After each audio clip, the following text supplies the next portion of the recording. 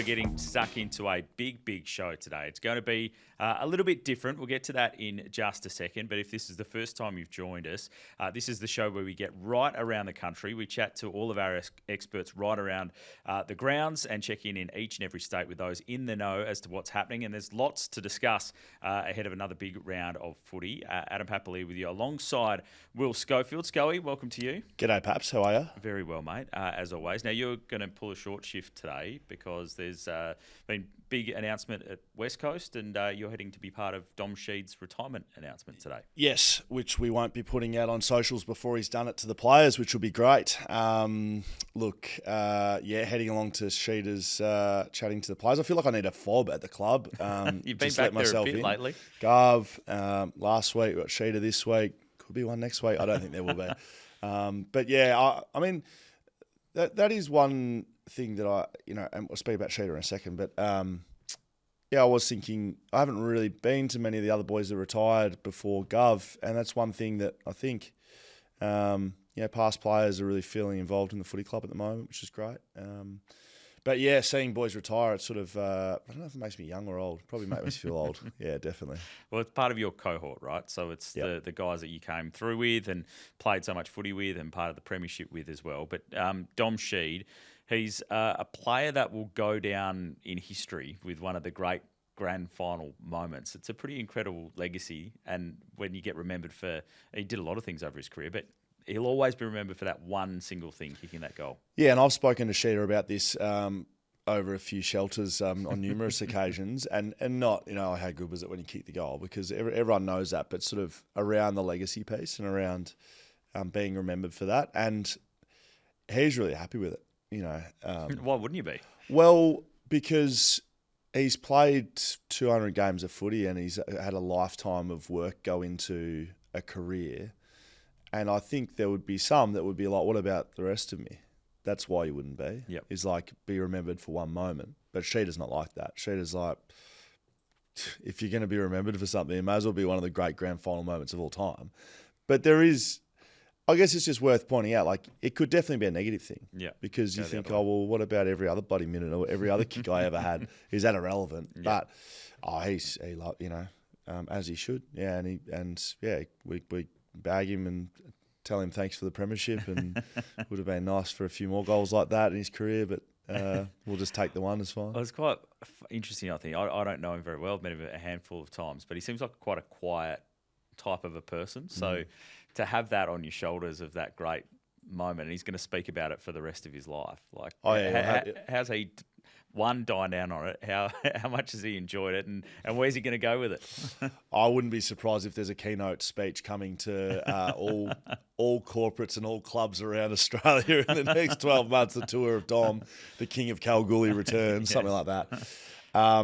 Look, he's dying down on it superbly. But back to your original point, why wouldn't you? It's a moment in grand final history that I think no one will ever forget. It's been ranked by externals as one of the great grand final moments, great grand finals, and he had a massive part in it. So, he certainly hasn't, not got his lick from it. Don't worry, he's been looked after nicely, as he should. Obviously not the way he wanted to go out with the ACL in the pre-season, and then getting to this point where obviously at West Coast it was going to be hard to go around again given he was out of contract. But talk to us a bit more, give us more insight about him as a player. And everyone thinks the grand final moment, but what else about Dom Sheed should people know? Yeah, I'd probably start with the person, which is probably more important than footballer, but he's a really caring, thoughtful guy. He's someone that really wants to be a good teammate and was a good teammate.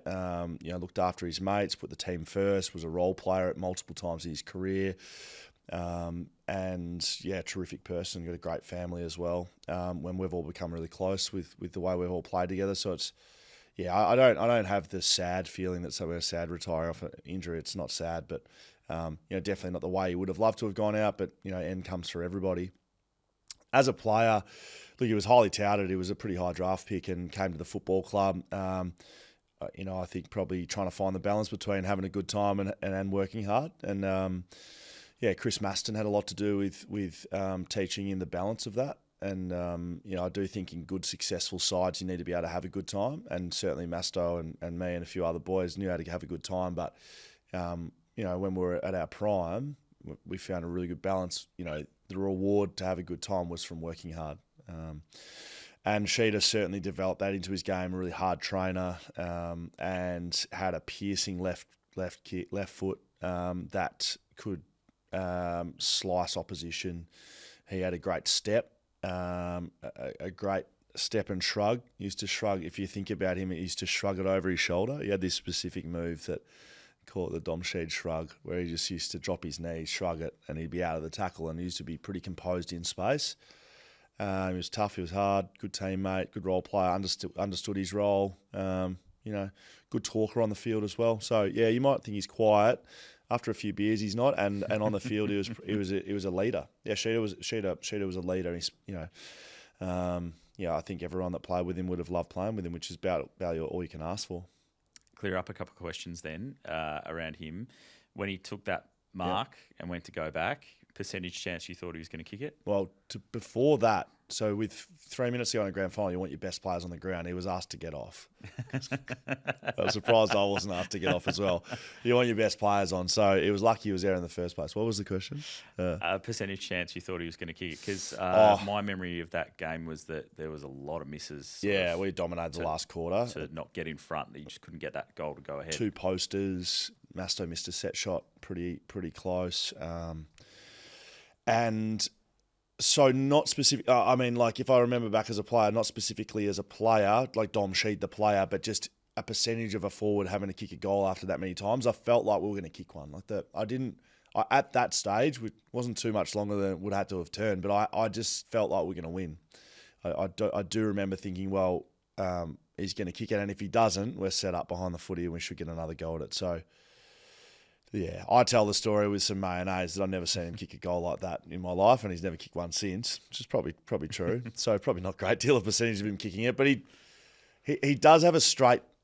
His technique is actually quite straight, which you need to kick a goal from there. It needs to be straight walk, straight drop, straight kick. He doesn't have the buddy loop.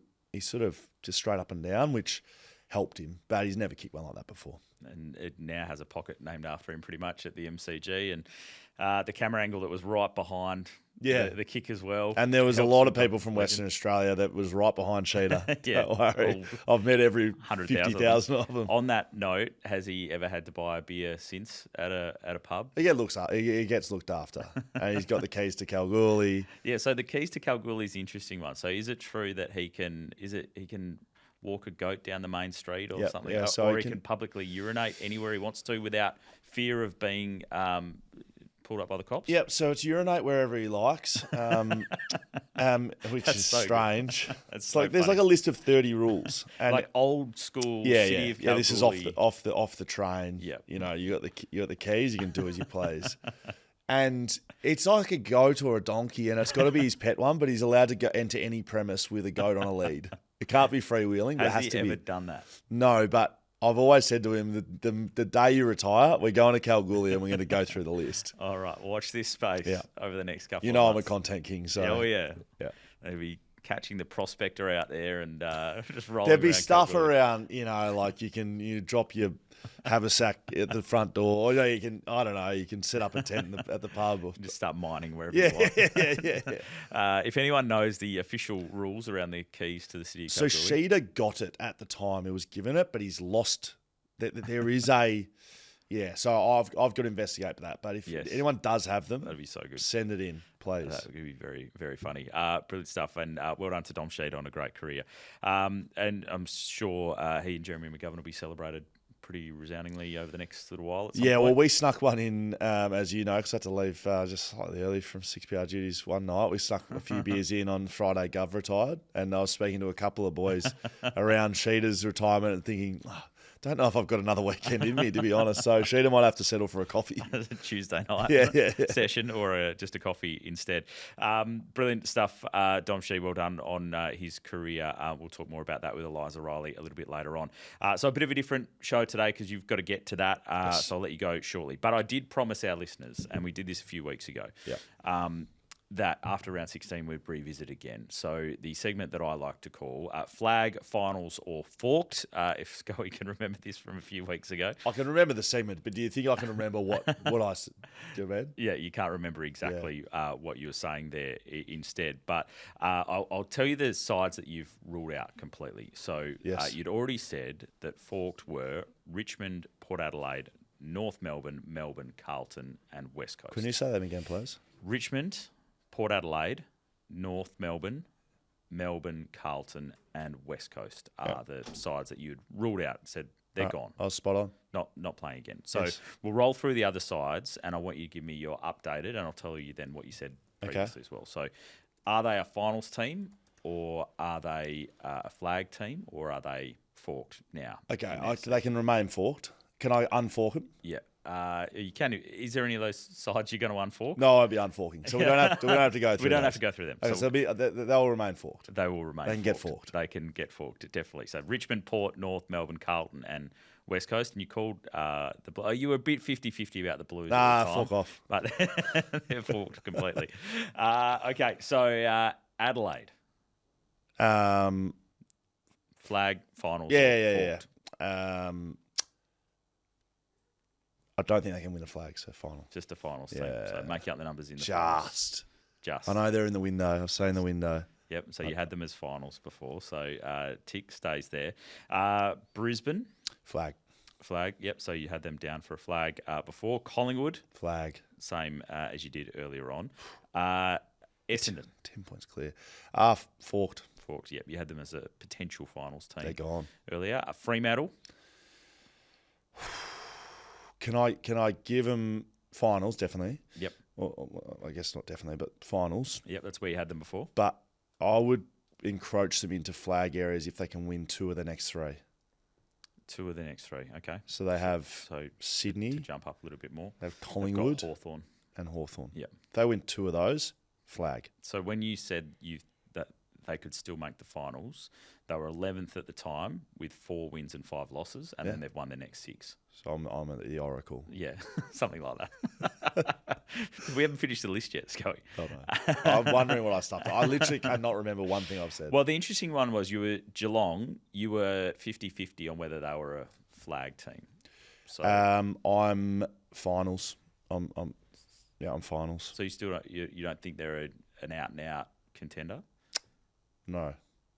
Okay, so you were 50-50 on that. I just feel I need to be strong on someone. It doesn't mean they can't win it. In fact, the fact that I've said that probably means they will. But I've got to be strong on someone. Geelong, just finals, great team. Not going well enough to... Well, everyone can't win the flag. No. So they're one of them. Yeah. So I can't have 7 of them flag contenders. No, that's true. Gold Coast. I like a fair bit about them. I like them more than other people. But I'm just going to have them at finals. Yeah. So you thought they were a flag contender earlier. I've pulled them back. And you've pulled them back to finals now. Well, okay. Which probably goes because their form lines dipped a bit. GWS. Flag. Still. Yes. Still on. So they're I'm strong on 9th at the moment. What I saw in the win against Gold Coast, that is galvanising. And I know they haven't done well against other sides, but I just saw enough there to have them still in flag contention.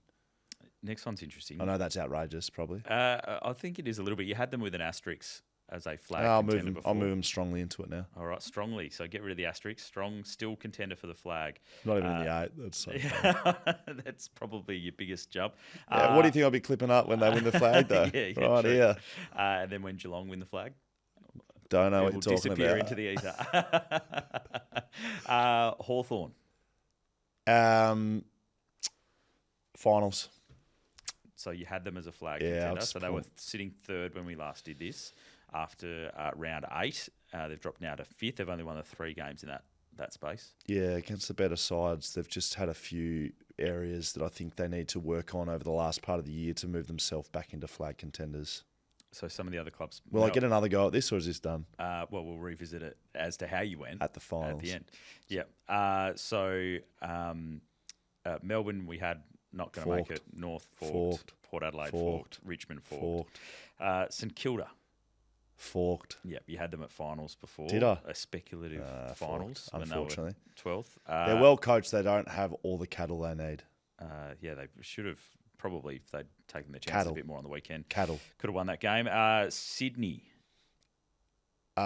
Just the slightest, minutest asterisk of all time on finals, but probably forked. So, yeah, you had them as forked before, but they're... I just think with Gordon and Mills, they're a much better side, but I still have them probably forked. West Coast, you had them as sporked last time with a spoon and a fork. Yeah, Do you see them getting off the bottom? How many wins So to two games behind Richmond? 2 wins behind Richmond, and they play Richmond here. Well, that'll dictate it. If they can beat them, then yes. But if they don't win that, then no. Pinch another one. Yeah, somewhere along the way. They should. Yep, I reckon they should win another game. Form line has been better in recent weeks. Yes. And the last one, the Western Bulldogs. Flag. So you've elevated them from finals. I think they can win the to flag. Yes. Despite the fact that they've dropped the ladder position since we last. The ladder doesn't mean anything, mate. No, I'm serious. The ladder doesn't mean anything in a way that right now there's 6 teams between one spot, right? So it doesn't matter positioning what it is right now. So the biggest jumpers there, the Bulldogs up to flag contention, the Giants into strong flag contention for you, and Geelong just finals off. team. Yeah. All right, that was flag, finals, or forked with Scully. I like it. We will revisit those a little bit later on as well. Before we let you go, because I know you got to rush out the door. Wildcard round, yes, no. I wish we had it in this year. Not this year. We're not going to get this year. No, we're not, but I wish we did. It's a no for me, We'd mate. keep the back part of the season. So what do you want? So much more interesting. What do you want? 10th place. Gets a chance. Playing off. Yep. To before finals even start, effectively. Sort of. Well, it's a wildcard round. Right. So you think 10th right now, who are all forked on that list? Well, they who's are, a team but right now? They are. Would more of those teams? Who would you be interested in watching right now? Would more of those teams that we just discussed then? Why can't you answer my question? Be still in finals contention if we had a wildcard round? Yes. So we wouldn't have to have them as. But that's like saying, well, if we had 16 teams in finals, there'd be more teams in finals contention. My question is, yes, 10th place. Yep. Name anyone who's outside of the 10. Who would you like to see in a finals game at the end of this year? I think Port Adelaide could get things going. Spare me. Sydney, you mentioned before. Spare me. Potentially. Yeah, well, so start better. You need to have a reward for playing a good season. There's going to be too many dead games in the back part that, it creates more interest. But some years it's like that, Paps. We don't need to fix everything that's ever wrong with the game. A wildcard weekend in. It needs to be consistent. Last year it wasn't like that. Last year there was a lot of teams. There was teams up to 14. So you're just going to do 1 year and we're now going to wildcard round. I think it would be good. And I think you're wrong. Sell it to WA as well. Oh, what? 2 games in WA. Gather round. Yeah. Give me the wildcard weekend. Western Australia. In the West. This will, a lot of our audience will be annoyed with this statement. You're so desperate to get like, you've missed gather round. You whatever happened when it went there, you missed it. We don't want and now you're trying to create things. State of origin. We don't want gather round. By the way, I've shifted firmly into no state of origin. Geez, you've gone very grinchy after a positive start. State of origin can get in the bin. You cannot you can't reignite the rivalry because it will not be real. It's got to start somewhere. I'm happy with the preseason. No, it game. doesn't. Just get it going. It doesn't need to start anywhere. It does. We don't need all these Get things. It back. Yes, we do. It's too much. Lock it all in. Okay, very last new podcast to you, but state of origin. Adam Papalia, Wilska. You watch when you're all over it next February. No. I'll be the antichrist. What? Very last one. Yeah. Bit of breaking news. I think the Age first reporting this one. The CEO's meeting being talked through. I don't even know if you've heard this yet. All the fines we've had for umpire contact this year. It looks like they might be going to a model where if you get a certain amount of umpire contact fines over a 2-year period, you could be facing a week's suspension. Why? Because they want to get rid of umpire contact out of the game. Why do you think it's becoming more of a thing? I actually don't know, but we've had a lot of fines for them. So, yeah, that's all good to say. Bank up a bunch of them and get a week. But like, why are we doing that? Yeah, okay, we don't want umpire contact, or we don't want anything bad. But like, why is it happening more? Have the umpires changed something they're doing? Don't think so. So you think the players are more congestion around the ball? Players trying to use it as a tactic? It's a no for me, and it's about 57th on the list of priorities. That the CEO is going to talk about that. Surely they got some bigger issues to talk about. So would Like someone wildcard round. could someone State potentially of origin. miss a Brownlow for umpire contact? That's what I mean. What are you doing here?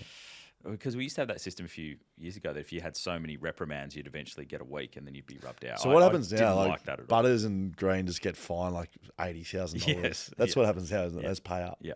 I don't like the suspension side to it. Just fine it, keep the fines going if you need to. Actions that are rid of it. clearly not deliberate and have no malice, you can't have that suspending a player from that. Yeah.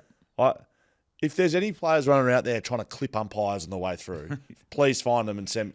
There's no one doing that. No, there's not one player. I just don't like the accumulation thing because you don't get the wiggle room to do it. And maybe you can appeal it and they can put in a submission and maybe cop it. That'll be good. More tribunal I time. think they've talked about maybe having a bigger fine than a suspension. If it gets to that, you could sort of choose which one you want to take, Yes. one or the other. But yeah, I don't like it. Anyway. Neither do I. All right, I'll put in a message. I'll put in a message. See if can I table it? You're across everything. You pretend that you're this unbiased, on the fence sort of guy, but you pretend? have no because because everyone who sees you, you're just such a professional and you're just brilliant. Okay, but where are we building up well, to? I want you to give me the CEO's conference on. What do you want? What's number one issue? Because I'm putting it to the top. I'll find a way to get it. Adam Papalia, 6PR, Fox Footy Interchange. Yep. In that order. Wants. Yep. There's a number of things. No. Number and one. it can't be. No, it needs to be a high priority thing. It can't be intentional out of bounds. It can't be the advantage rule. Holding ball rule. It You're not can't gonna be give me one. that? Can't be a rule. I need high level. Game length. Great. Shorten quarters. Haven't heard that from you. Yep, shorten the quarters. Games are going too long. You're now. working too long. Eh? They just it's getting tight.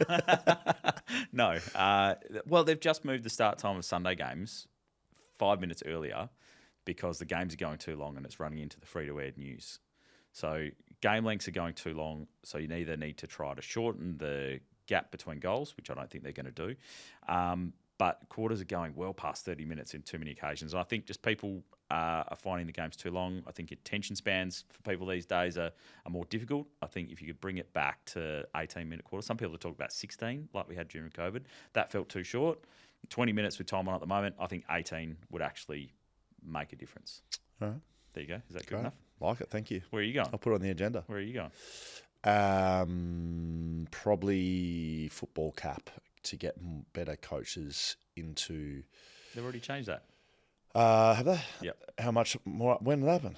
A couple of weeks I'm ago. not a CEO, so I don't know. Has that gone up? Yeah, they've increased the soft cap. How for much? Coaches. I can't remember the percentages now, but Bullshit. yeah, they're bringing it in. They announced it a couple of weeks ago.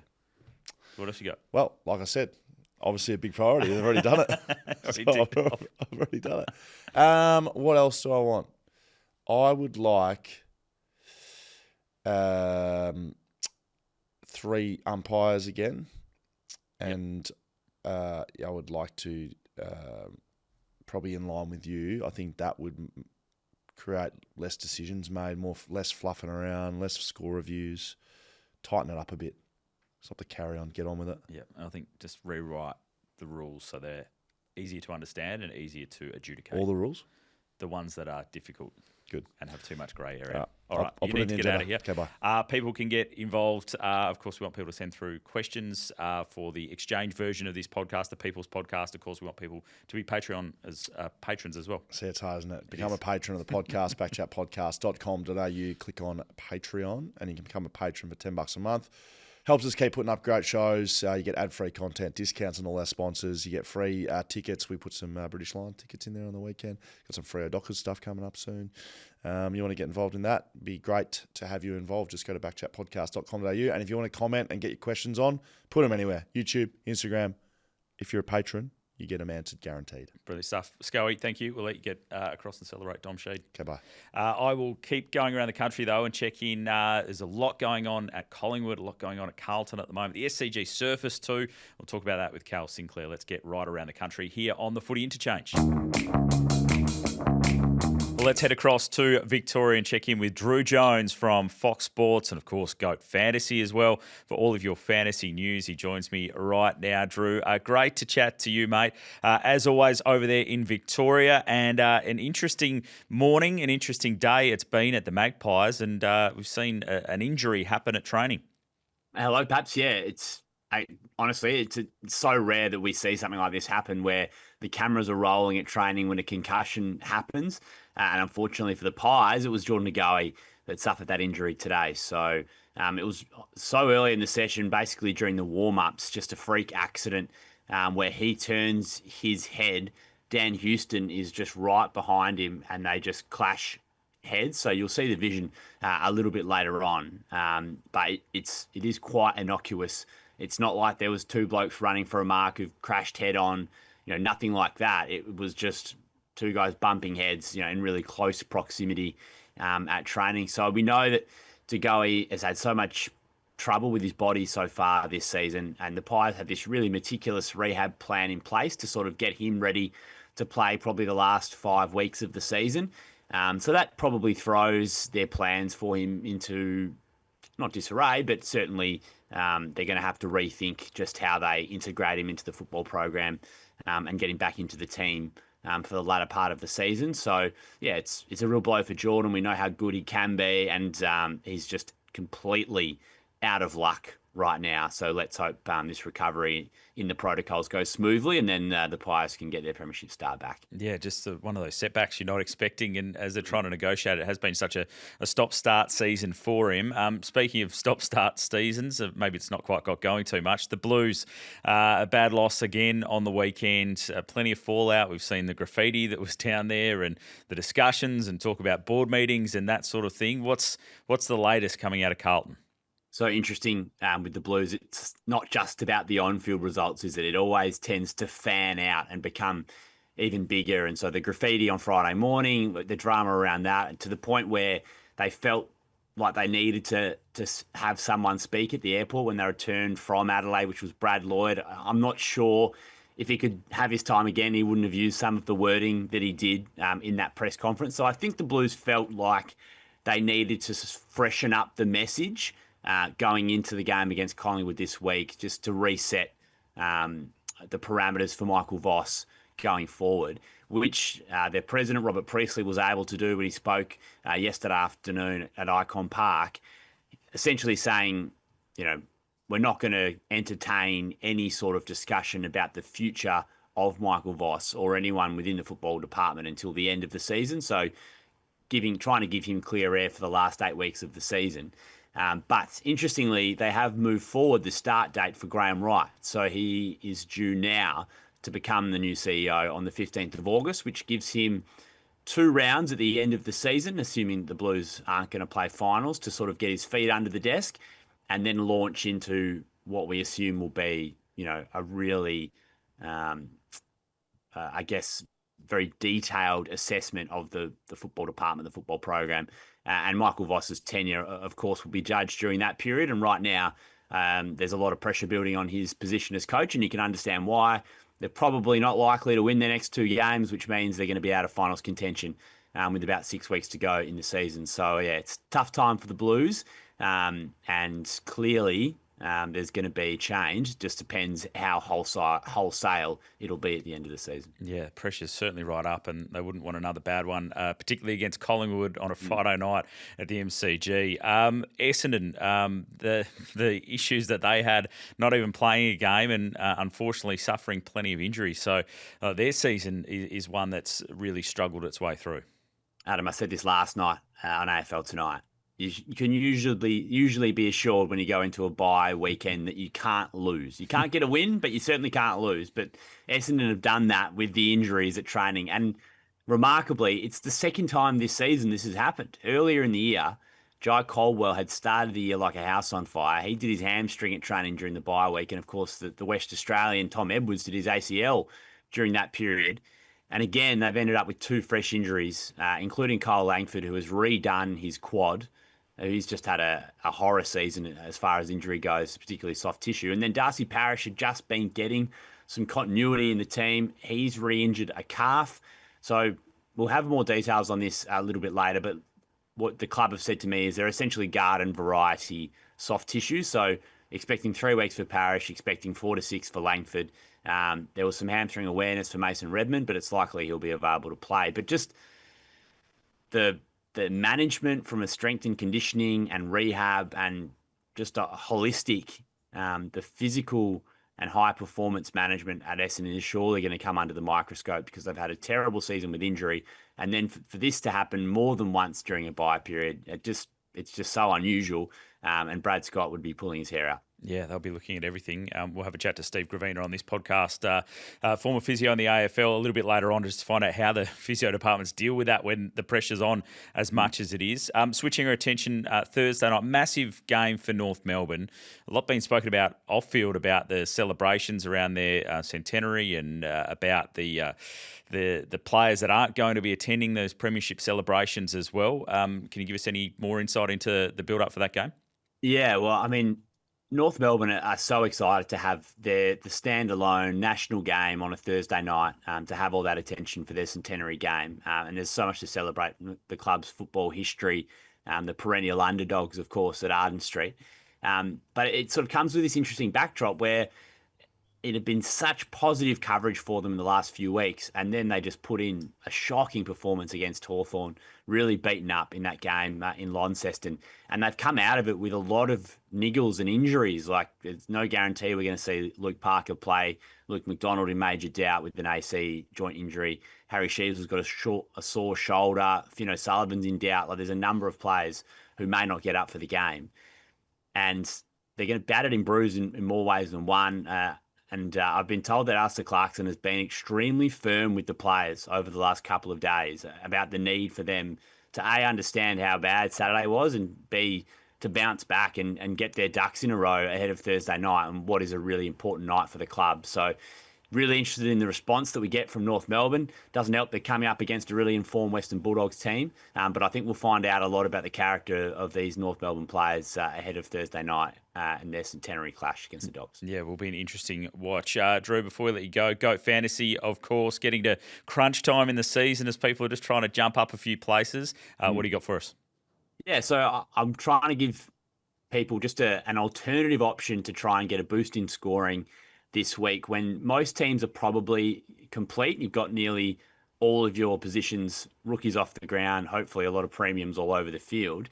And bye rounds are now over. So, I guess there's no safety net. There's no best 18 for our scoring. So one of the things I'm looking at this week is how can we get a sort of a medium tier or under price premium who's not in that top bracket? How can we get them up to someone who's affordable, who can score at the top of their line? And Zach Merritt is someone that I'm looking at from Essendon. So they play Gold Coast this week and Richmond next week, who are two of the easier teams for midfielders to score against. And Darcy Parish now out with the calf injury, and feels like Merritt just needs a little reset. So his scoring was poor before the bye. He played half back, played half forward, played wing even occasionally. I think as captain, Brad Scott has to get him back in the middle, get him being the leader of this team again, and with that comes fantasy points. He hasn't averaged under 100 in a season for about 8 years, so we expect him to bounce back, and he's pretty well priced. So I'm saying give Zach Merritt a go. Even if he's burnt you already this season, I think he could be the answer for the next couple of weeks. Yeah, Brad Scott, getting back around the footy and winning more of it, please. Great stuff. Drew, people can check out Goat Fantasy across socials and get all that latest info. Thanks for joining us, mate. Thanks, mate. Drew Jones there, Goat Fantasy for all your fantasy news, and of course from Fox Sports News as well. The Footy Interchange, well, let's check in the West with Eliza Riley from Code Sports, of course, the best newsbreaker in the business over in WA, who joins us now. Eliza, and a big day as we spoke with Scoey off the top, who's headed to the press conference and all the meetings around that as well. But Dom Sheed announcing his retirement, certainly an end of an era for the Eagles. Yeah, it is. And it's a sad way for him to go out, obviously doing the ACL injury earlier in the year. But I don't think if you'd gone to Dom Sheed when he was drafted way back in, I think, 2010 and said to him, look, you can kick the winning goal in a grand final, but you'll do your knee in any career. I think he would have taken that every day of the week. So there's a lot of, I think, sad West Coast supporters around today, but, smile that it happened, not because it's over. I think Dom Sheed leaves a lasting legacy at that footy club.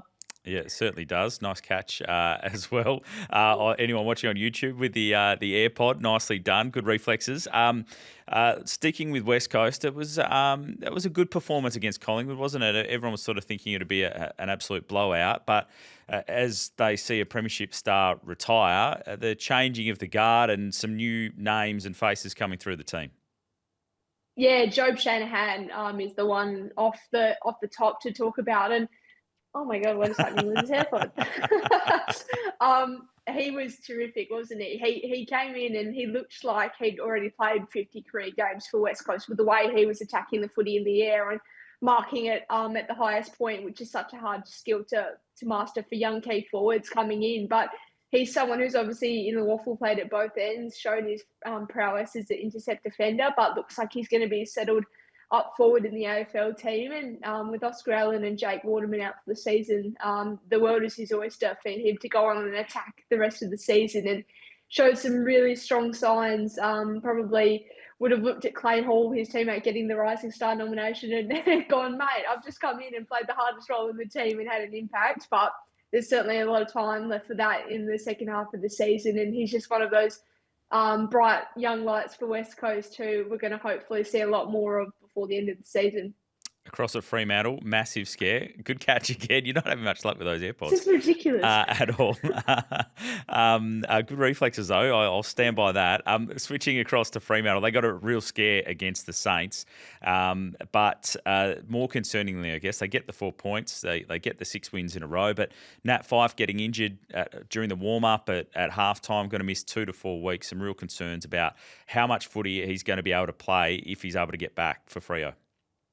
Yeah, exactly. That's the concern from here on in for his welfare and what role he plays in the team from here on in, because we were sitting there in the media box going, they're getting smashed in clearances. They've got a 2-time Brownlow medalist sitting on the bench ready to be injected into the action. And obviously it wasn't to be. He did ping his calf in the sort of warm-up at half time. And I think with, less than half of the season to play, there is a real question mark on whether Nat Fyfe can force his way back into this team, because we know in the 4 matches in a row he played, they were all, in essence, as substitute in some respect, whether he started as sub or was subbed off and out of the game. But now it's a question mark of, with another soft tissue setback, can he feasibly build up that fitness and have an impact in the second half of the season? Because we know in that full game against Essendon, he wasn't the Nat Fyfe that we've seen in years gone past, and there's reasons for that. He's had a very interrupted pre-season and obviously was forcing his way back into the midfield, but it's just going to be a big conundrum for Fremantle about what they do with him in the back half of the season, because Fremantle's midfield has shown us that they can function without him, and that puts a great of the club in a pretty precarious position. Yeah, spoke with Sco about it off the top, but it needs to stay available as he can be, because you never know what happens with Freo in terms of down the track. There's no point pulling the pin now, which some people are trying to suggest too. For Freo, what's their stance on travelling across to play Sydney? So much talk about the stadium and the surface, and Justin Longmuir even put it on the radar a little bit, even though he's asked about it in the press conference. He certainly didn't hold back a little bit, talking about the condition of the ground there. What's Fremantle's stance as the days have unfolded? Yeah, I think it's quite clear that they think the surface is unsafe, and if it's going to be a challenge again this weekend, which we suspect it might be given the amount of rain that's apparently being dumped on Sydney this week, with conditions not being kind to the surface, then it does become a welfare issue for the players. And we saw bits and pieces of it last week in that Sydney versus Bulldogs game, with players slipping over 50 metres off the ball, and Bailey Dale looked like he might have hurt his knee, but luckily he was able to come back onto the ground. It is a welfare issue, and I think Fremantle, if they sense there's any difficulties with the condition of the ground, they will push to have it moved. But we know that today, probably as we sit here speaking, the AFL has flown up to Sydney, their grass doctor, I think they're calling it, to inspect the turf and see where it lands ahead of the weekend. But if it is a welfare issue, and if you have teams like Port Adelaide right into the AFL early in the year saying it's the worst surface they've ever played on, full stop, then it's something that needs to be seriously considered, because we don't want players suffering injuries when they're just trying to play games of footy. Yeah, and it looked even worse than what it did earlier on the season. Last Friday, plus that rain, as you said, we'll get to Cal Sinclair in a second, find out the latest from there in New South Wales. But Eliza, as always, really appreciate your work. Thanks for updating us everything out of the West. Thanks, guys. I need to go sort out my AirPods, I reckon. Not a good advertisement for Apple, I don't think. You go get that sorted. Thanks, Eliza. Eliza Riley there from Code Sports with all the latest out of WA. Well, let's head to New South Wales and unpack everything that is happening in footy over there. And there's a fair bit to get through too. Cal Sinclair joins us as he does each and every week. Of course, former Eagle and Swan, who knows the SCG so well. Cal, the SCG was a terrible surface last week. Can you give us some answers? Provide some insight for us, please. Not quite. I do believe the surface has been inconsistent for a number of years. Like when I was playing for the Swans, we were very rarely allowed to be on that week to week, considering they had so much work to do.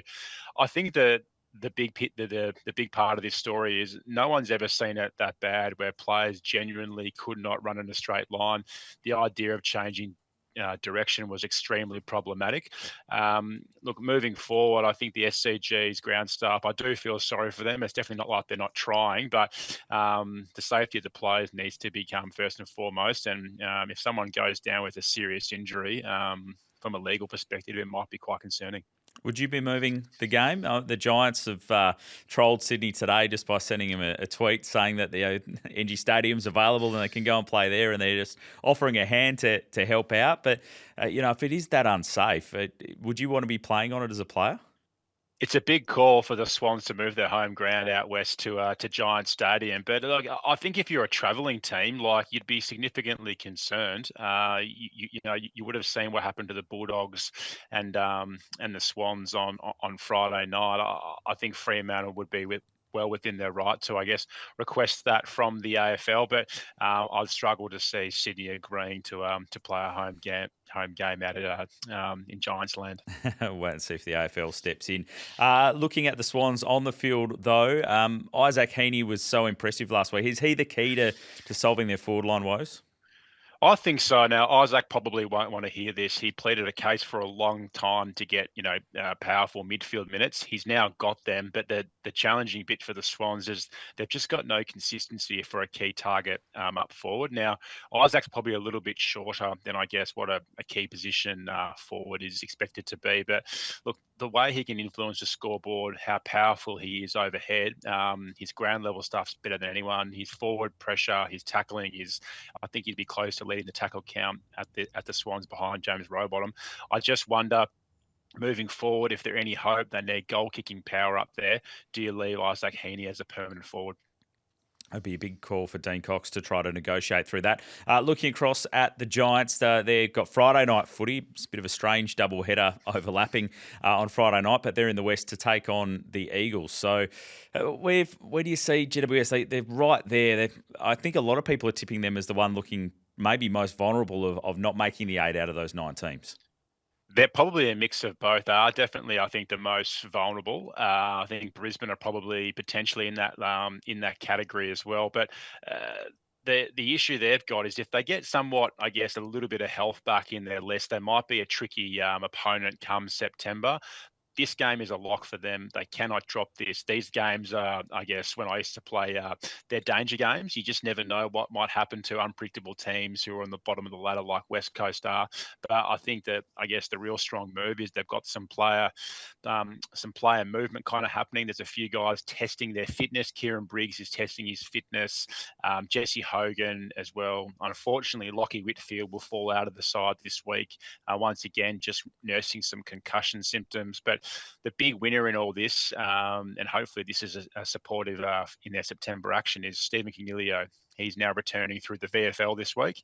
And I think I've made the comment on this show a few times now that their midfield depth, I guess, is in question. And I'm just hoping that this might be their saving grace going into the back half of the year. Sorry, just doubling back. Did you say Brisbane were vulnerable of falling out of the 8 as well as the Giants? Which teams were you talking about? No, I think I might have got that one confused, mate. Bulldogs, perhaps. Who are we talking Bulldogs, about? sorry. I was Or one of the others. I might narrow you down on that next week as well. Brilliant stuff, Cal. As always, great to chat to you about all things New South Wales. If you can just get down there and sort the turf out for us, please. No problem. I've got the soil in the back of the car. Great stuff. Cal Sinclair there with all the latest out of Sydney. Well, let's head to the City of Churches and check in with Sim Thomas-Wilson from the Adelaide Advertiser and Code Sports with the latest out of South Australia. And Sim, it's been an interesting week, I guess, for your two South Australian clubs, with both having a win. I guess that's been a little bit rare this year. Yeah. Hey, we haven't seen it too much this season, but massive win by Port over a very poor Carlton side. Let's admit that. And the Crows just did what they needed to do, really, against Richmond to boost that percentage nicely as they look for a top 4 spot.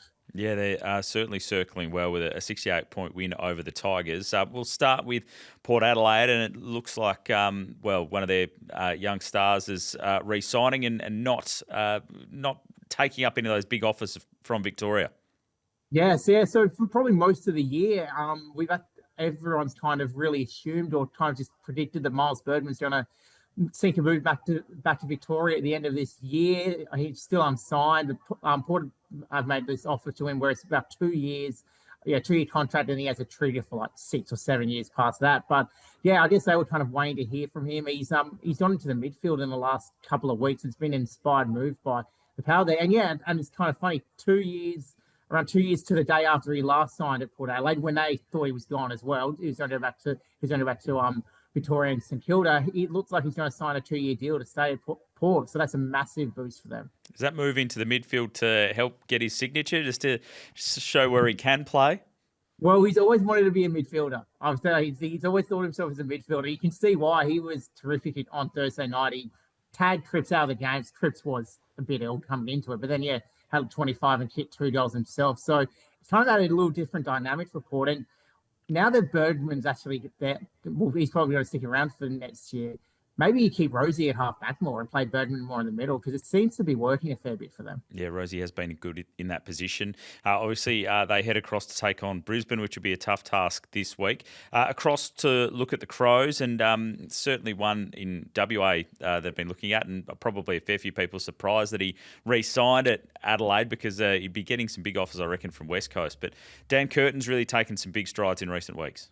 Yeah, it could be the breakout game for him, really. He signed a new deal during the week. I think it was 3 years. So, that's a big boost for the Crows as well, that he's sticking around, because they traded up in his draft again after he slid a bit. He's a guy that you can see that there's just something there, we don't know what his position was going to be. He's so tall. He can move really well for that height. He also kicks the footy pretty well. So, on the weekend, a couple of 2 goals, and I think he's at 20-something possessions, like really dominates. I think he got described to Bontempelli by some people.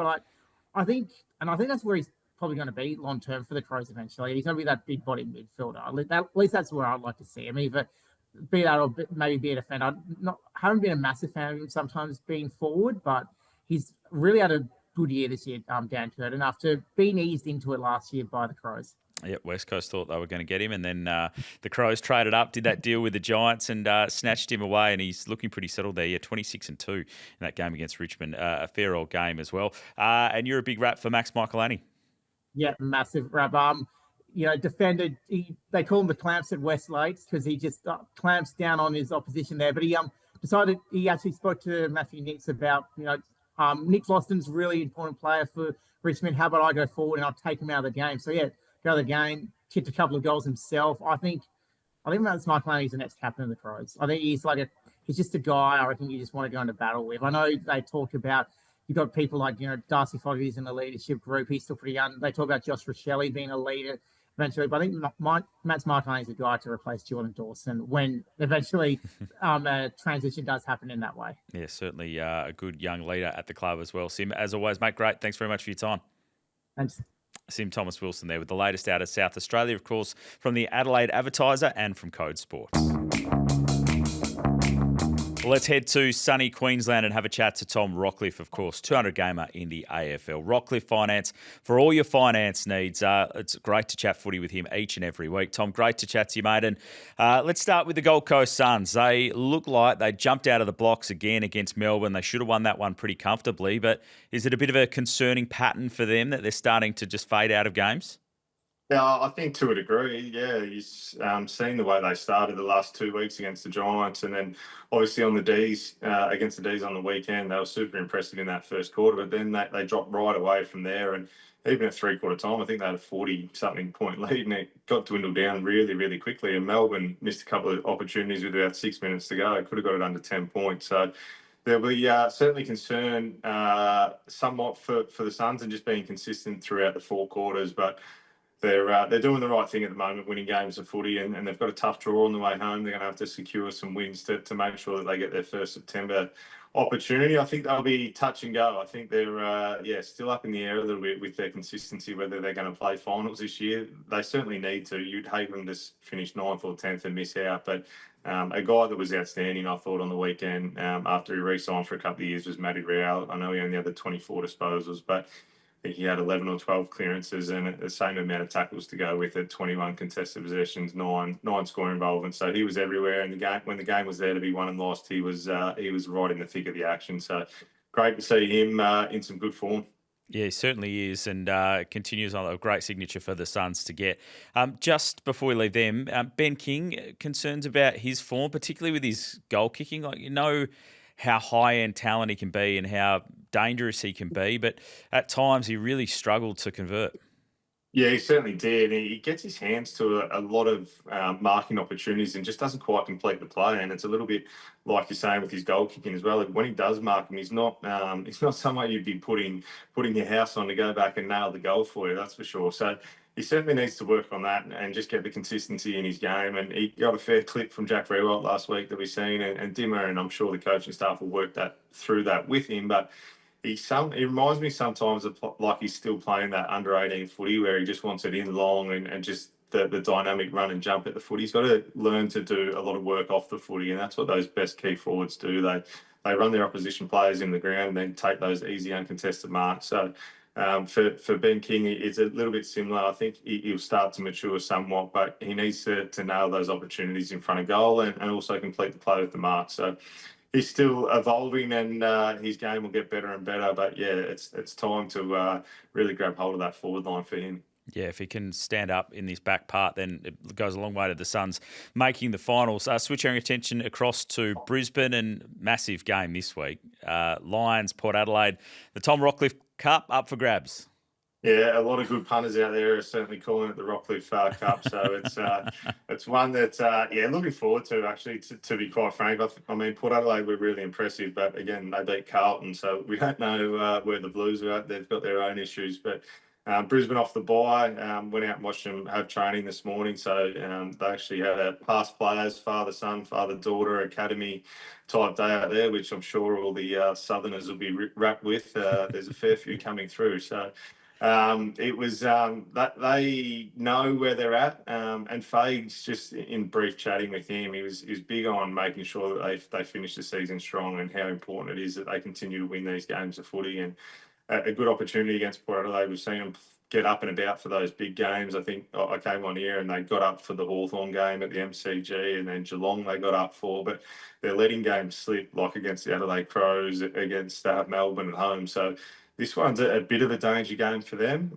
They need to win these games on the way home to make sure they secure that top two spot to give themselves an easier run in September than what we've seen last year. So they'll be fired up and ready for that contest. But it should be a really good game. I mean, they're going to have to probably watch Zach Butters. I think he's probably one of the top three players in the competition at the moment, the way he goes about it. So they may do a little run with it, and we may see Oscar McInerney back in the fold, taking the first centre square bounce. So it should be a really good contest, sort of leaning towards Brisbane to get the job done, fresh off the bye, up and about for the back half of the year. Hopefully get that physical cup made up as well. Tom, just for you, mate. Thanks so much for your time. Good on you. Tom Rockliff there with the latest out of sunny Queensland, and it's going to be a big game for the Brisbane Lions coming off the bye. Well, let's get into the injury update thanks to Frontrunner Physiotherapy in Osborne Park with Steve Gravina, of course, a former physio in the AFL who joins us each and every week. Steve, great to chat to you, mate. And the first things first has been Nat Fyfe and so much talk about him.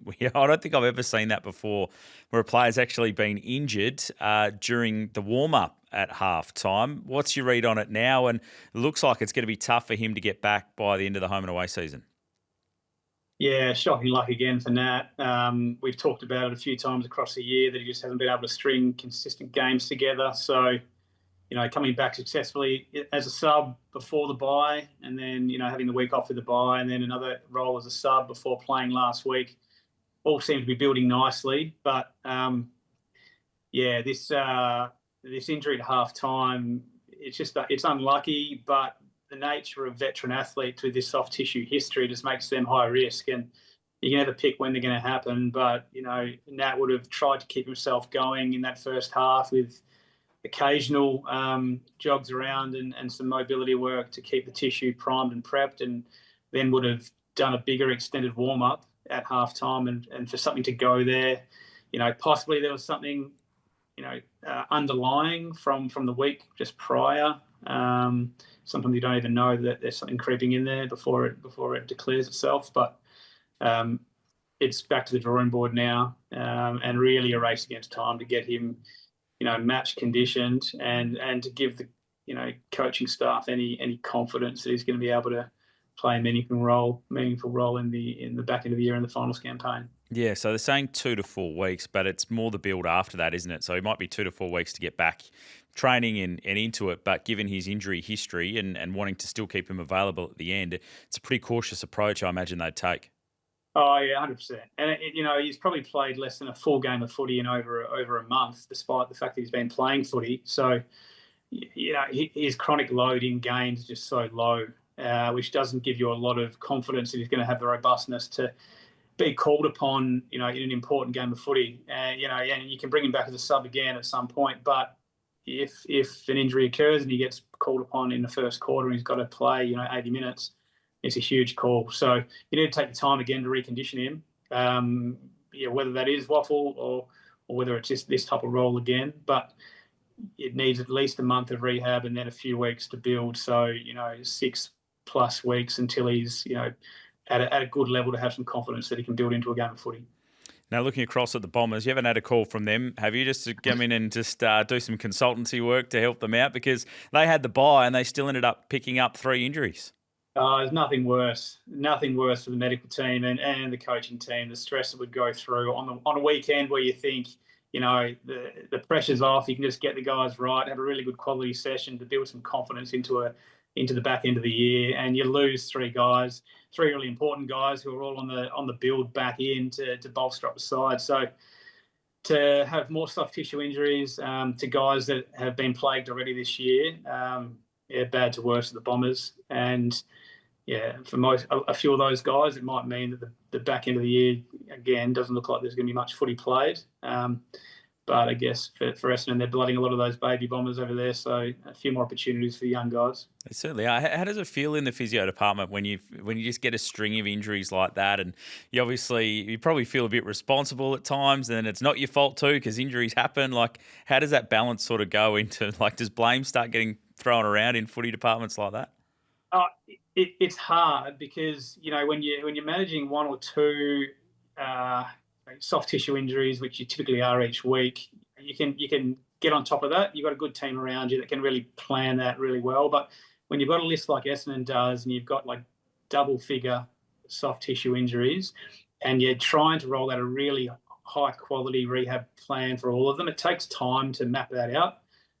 Because you're trying to plug them in and out of rehab drills and bring them into training with the main group, and trying to control that becomes really difficult and stressful. And so all the well sort of laid out plans go to poo a bit when you've got a lot of them together, and it does make for a really stressful environment. But that's why wise heads and experienced campaigners lead those departments, and so they can a little bit have that sort of hands-off approach whilst everyone else is doing sort of the groundwork, where they can be a bit more methodical with their planning.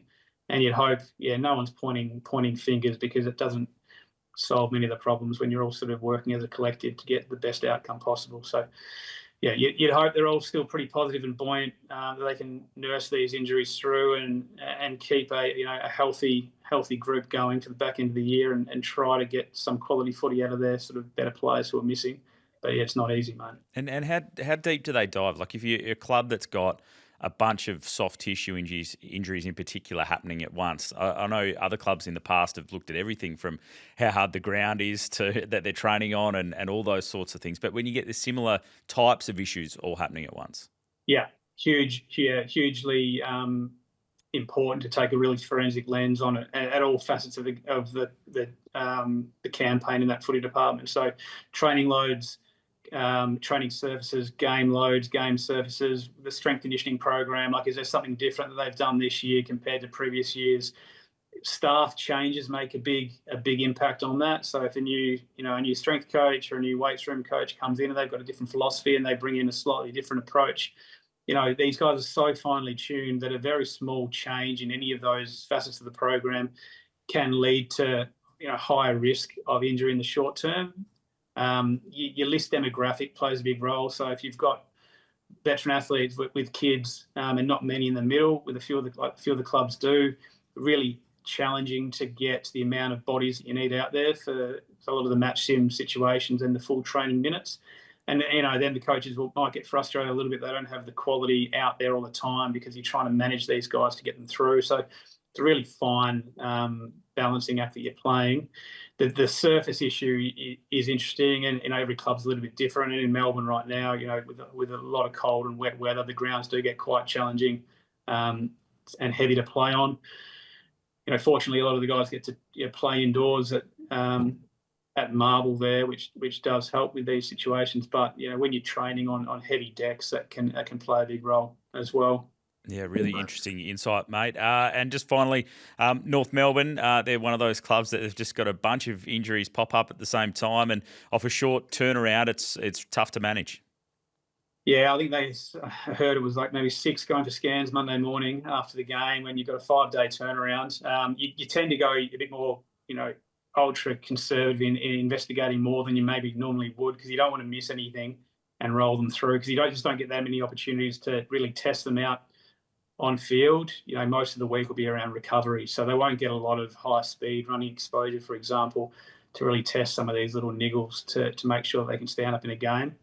So you get the scans done and make sure that you're ruling out anything significant. And sometimes it helps because it can rule a couple of guys out straight away. Then you've only got a couple of decisions to make at the back end of the week.